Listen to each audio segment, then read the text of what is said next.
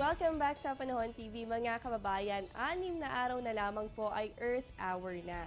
Ito po ay hinihikayat ang lahat na makiisa sa misyon na ito para makatulong po sa ating mundo. Ginagawa ang Earth Hour sa pamamagitan po yan ng pag-off o pagpatay ng ating mga ilaw sa loob ng 1 oras. Ang tema ngayong taon ay Use Your Power to Change Climate Change.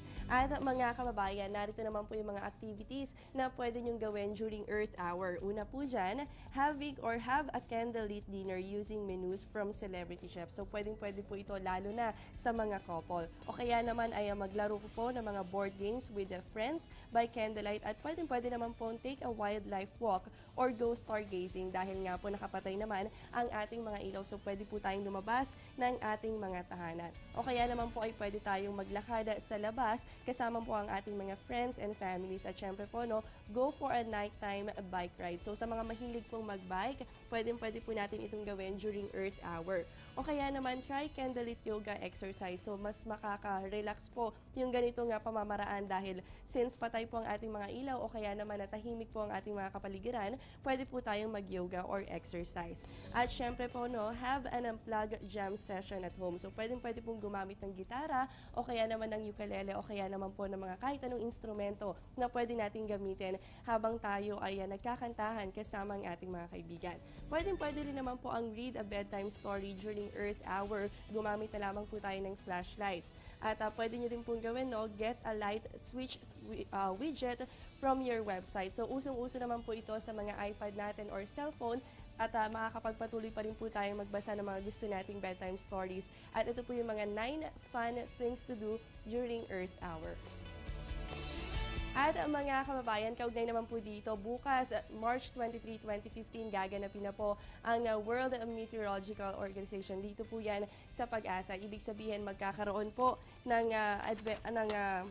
event dito sa Pag-asa, the World and National Meteorological Day. So dito po ini-encourage ng WMO ang lahat ng matuto pa. Kaugnay po yan sa weather and climate system. And syempre, inaanyayahan din po na lahat ay makisali o makiisa para po yan labanan ang climate change. So yung mga activities po natin kasama dito ang aerobics or Zumba and fun games. Kasama rin po dito syempre ang flag ceremony, Thanksgiving Mass at ang pagkakaroon po ng motorcade.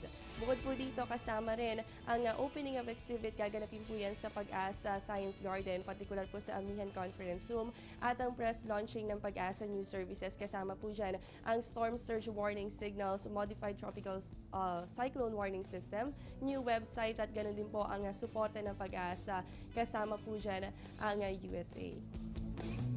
At syempre po kasama rin sa mga activities natin ang Scientific Forum at ganoon din po a-awardan ng Employee Loyalty Award ang ilang empleyado ng Pag-asa at syempre po magkakaroon din ng Win-Bain Award.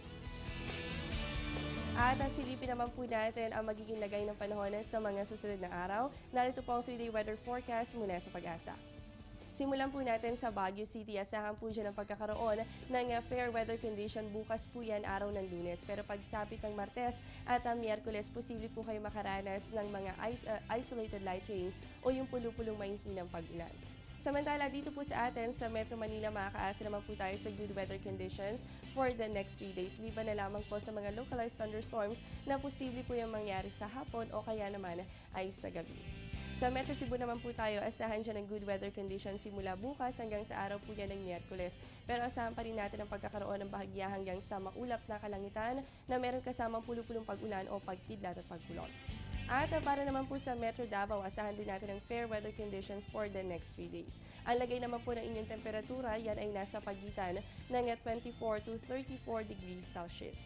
At panghuli na lamang po natin sa Zamboanga City, good weather condition din po tayo dyan. Ibig sabihin, sisikat po ang araw pero asahan pa rin ang pagkakaroon ng mga localized thunderstorms sa hapon o kaya naman ay sa gabi. Simula po yan bukas, araw ng Lunes at magpapatuloy po yan hanggang sa araw ng Miyerkules.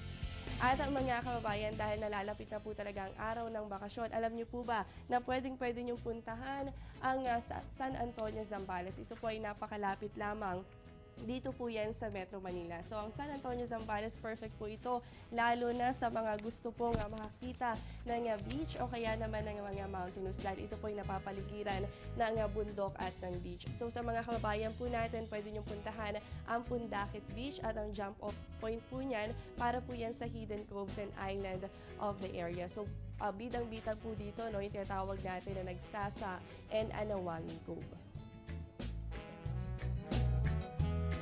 At so dito po no makikita natin ang dito po makikita natin yung mga beaches talaga, fine sand and clear waters at syempre po yung napakagandang view ng ating mga mountains.